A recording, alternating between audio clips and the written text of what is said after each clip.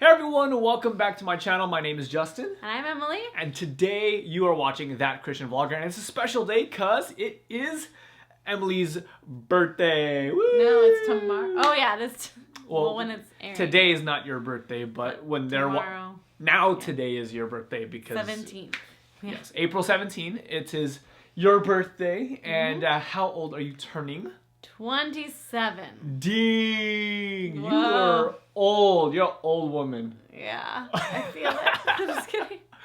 27, so you're closer towards 30 than you are to 25. Or I guess not really. Not closer to 25, but closer to 20. 20s. Sheesh. Are you feeling old yet? Yeah, because just so much happening from like year 20 to 27. Like so much happened. College, mission year, graduate school, passing your boards, marriage, passing my boards, first job, first 2 years of adulting, going to Philadelphia, yeah, coming all the way back here. So much has happened in 7 years. That's a busy decade, man. Busy decade. Your 20s can be quite a lot of stuff. Yeah, lots of stuff. And so today we thought that it would be fun to share with you guys kind of some of the lessons over this last year and maybe some things that you're looking forward to for this next year. So let's go ahead and dive in. I've written a couple questions that I think would be fun to talk about. Okay. All right. So question number one is, looking back on your 27 years of life, what is your favorite birthday out of all of them?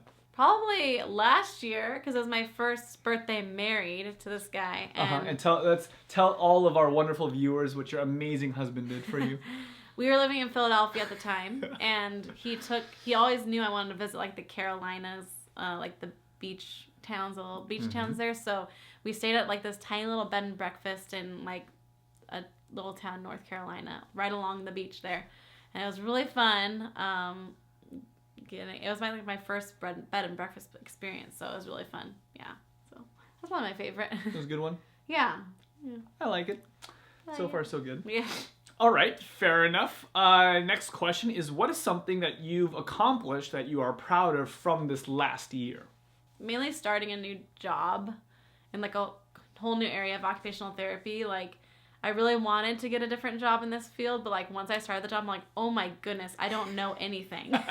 Like, you were working at a school, right? Yeah. Helping young children. Like children with disabilities. disabilities. Completely opposite end of the spectrum. Now working with older people in a skilled nursing facility, and it's just like totally opposite. It's very fast paced. You think working with old people is not fast paced, but it's really fast paced. Like go. Yeah, like you have 30-minute lunch break out of a 7.5-hour day. Like you're scheduled from one patient to the next, and it's just like, oh my goodness, you got to keep a productivity percentage not under that percentage, or else your boss will talk to you. So it's kind of like, it was a lot. It was a steep learning curve, and I'm 4 months into this job, and I'm still learning. It was I think crazy. That's a good one. I'm definitely proud of you as well. Justin, like the first 2 months, he saw me so stressed. Like I wasn't sleeping, I wasn't eating. Patient and supporting saints of a husband. He was like, just suck it up, Emily. And no, that wasn't the first 2 months. That was like month 3. Yeah. Anyways, and then everything changed. I was like, okay, that's enough. Like, okay, stop like worrying and stressing. And like, okay. And was that helpful? Yeah. It's helpful. I still have my days, but that's my weakness, is like anxiety and worry. So like I really have to give that to God. But you're doing a lot better. Doing better, yeah. Definitely something to be proud of. So that was the hardest thing this year, for sure. Next question. What is a key lesson or principle that God has shared with you in the last 12 months? Probably to just like be present in the moment and not worry about what happened that day at work, or like stress about the future. Like, oh my goodness, am I not doing enough?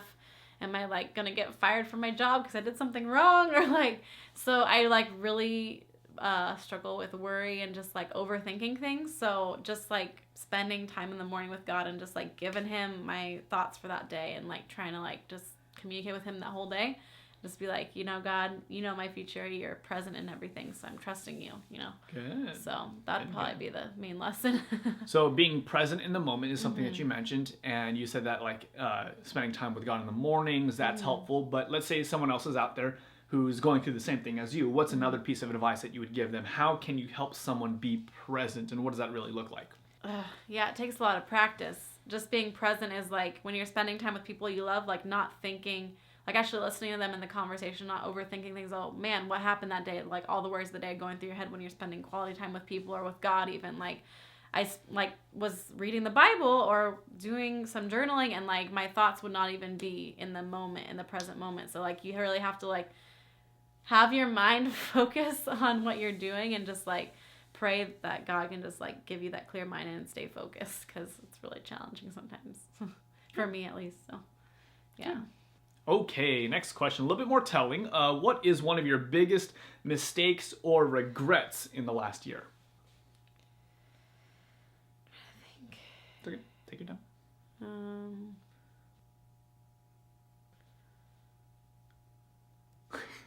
I'm perfect. I don't know. Oh, Just kidding. Must be nice. No, I'm trying to think an area of mistake. Or maybe instead of a mistake, what is something that you wish you could do over or maybe take back from this last year?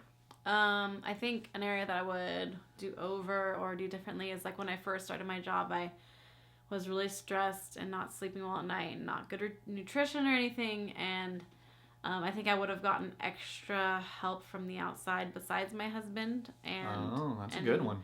God, because I was just like counseling or something, because I was just like, it was bad. Like I was really stressed and I just couldn't handle like even a marriage relationship. It was really hard just to be present and not worrying about like, oh my goodness, I feel like I'm gonna get fired tomorrow because I don't know what I'm doing. Like I would say one thing that you're doing now that maybe you didn't do at the very beginning that's kind of along this lines is now you're a part of like a women's Bible study group every single week, and I think that's been really, really helpful for you to kind of like pour into the lives of other people rather than to be so focused on your own struggles, right? Yeah, it does help, and I still feel like I don't really have, it's hard because in Philadelphia I had one really good girlfriend. If you're watching this, you know who you are.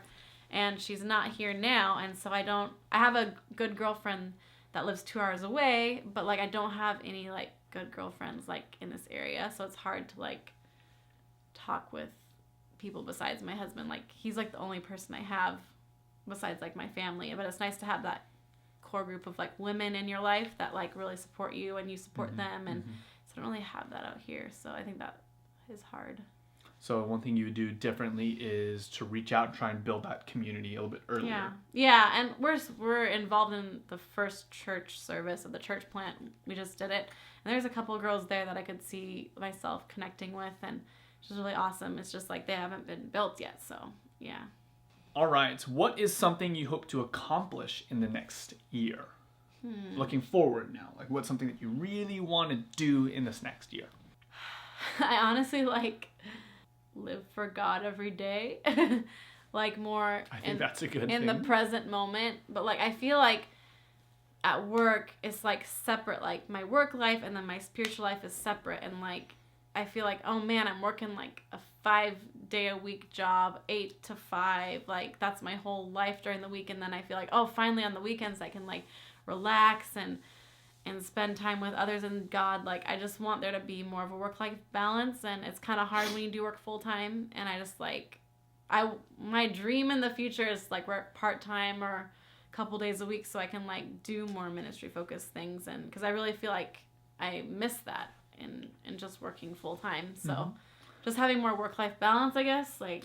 But I think that's challenging because we talk a lot about on this channel as well how important it is for you to live out your faith or to experience faith in the first person, you know, every single day. And the answer can't be that you don't work, because I mean, how many people that are watching right now are in work or in business or whatever the case is, that they're not doing ministry as their job, but we're saying that they still should be able to take their walk with God into those respective areas of their lives. Yeah. So. And I guess I want to do that more, like, you know, it's when the opportune times come, it's pretty awesome, but yeah.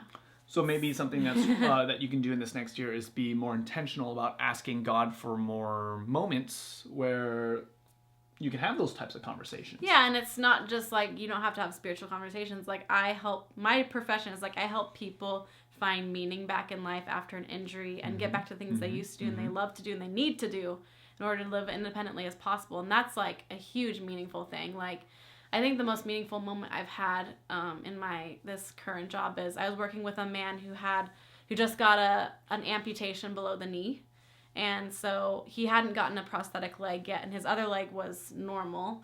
And so he was really sweet to work with, like for the 4 weeks he was there. And his wife would come all the time and see what we're doing in therapy with him. And by the end, he was kind of getting depressed because I'm like, man, I don't have my leg yet. I don't know what to do and all these things. And I was just like really working with his family to make sure he had all the equipment he had at home and setting up home health or outpatient. So when he had his leg, he could learn to walk on it. And that's like the PT area more. But like before he left, like his wife like came up to me and she was like crying. She's like, thank you so much for like your help with everything. And she said that to the PT who was working with him too. And like, just cause I was like building that relationship with her and him and helping him find that meaning after his injury and everything. So even with that, it's pretty awesome to see God work in those moments. I think that's great. It's not like you were giving him Bible studies in that moment, but you were just being a kind and caring person in that moment. And clearly they saw something in you, which we like to think is hopefully God. But so doing more of that. Yeah. Awesome. And I think this is probably one of our last questions. In the next year of life, what do you want to invest more of your time and energy into? Hopefully mission work. We'll see. Mission work. But maybe the new church plant we're starting, like getting to build relationships with the new people in that church plant and the ones that are already there. Because, we don't have a lot of friends in this area, so it'd be nice. Like, I feel like I'm pretty involved throughout the week, like, in the church, like, using my gifts for God, but, like, I don't feel like the relational component yet with people, which I think is missing, so. So spending more time investing in a network of people, spending more time investing in relationships with people in this area. Yeah. I think that's really good. Yeah, so that's what I could see growing in. Yeah. Awesome. Well, thank you so much for sharing with us, Emily. Thank you so much for kind of sharing your lessons and reflections over the year, and also a little bit about what the future may look like. And of course, you know that I'm praying for you all the time, and I know also that there are many viewers that we have that are praying for you guys. And so we just want to say a huge thank you for the love, for the supports, and for all the prayers that you guys offer on a continual basis. And if you are watching this video still, I know this was a longer video, we just want to give back to you guys. Our friends over at Elevation Worship actually sent us a couple CDs to give away to you guys as a little free giveaway. This isn't like a sponsored deal or anything else like that. I've actually purchased this album before they even reached out to me. So I'm actually a huge fan of Elevation Worship. Emily and I both really love them. It's kind of one of those bands that we have on repeat when we're getting ready for church or something along those lines when we drive in the car. So we are going to give away 3 CDs to you guys, and we will pick them from the comments section. So go ahead and leave Emily a nice little birthday wish, a nice little well wish or something along those lines, a little blessing. And we will pick through some of the comments in the next couple of days, and we will pick 3 of you guys to send these CDs. But yeah, that's it for today's video. Thank you guys so much for hanging out with us. We hope you had a wonderful weekend and Easter and all that kind of stuff, and we will see you guys tomorrow.